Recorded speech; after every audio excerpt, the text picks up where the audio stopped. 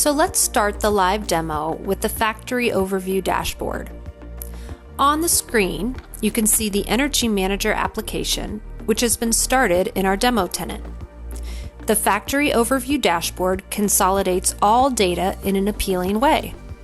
This allows the factory manager to check for energy flows and react immediately if she spots any KPIs going out of range.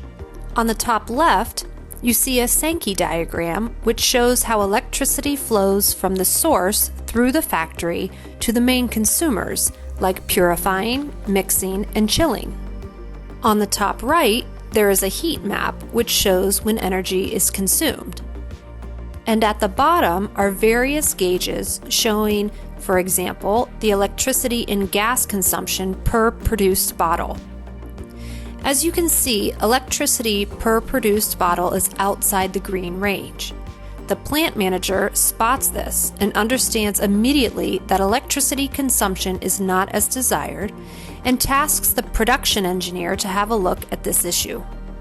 The production engineer starts his analysis by looking at the regression analysis, which you can see on this screen.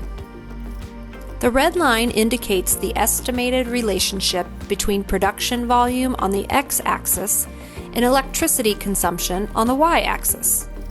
Each dot indicates the observed consumption of a lot produced in the factory. You can hover the mouse over each dot to see which production lot at which time it indicates. The production engineer observes that the dots are scattered with a plus-minus 20% along the estimated consumption depicted by the regression line. This is more than he expects.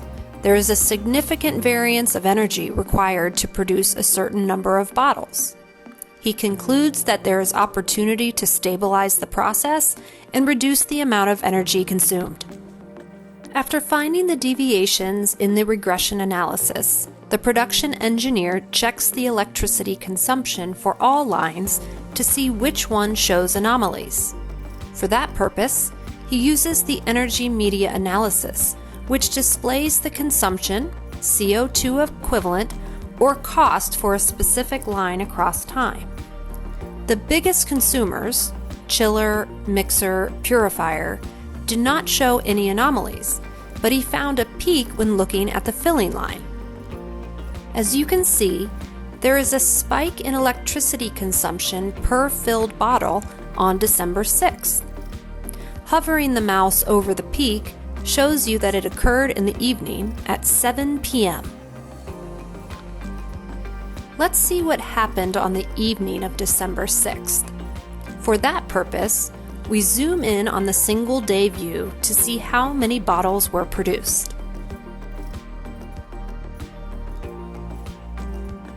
Hovering the mouse over the 7 p.m. bar where the peak occurred, he sees that only 16 bottles were produced and none in the afternoon. Nevertheless, the line was consuming the full amount of energy, letting the energy consumption per bottle rise steeply.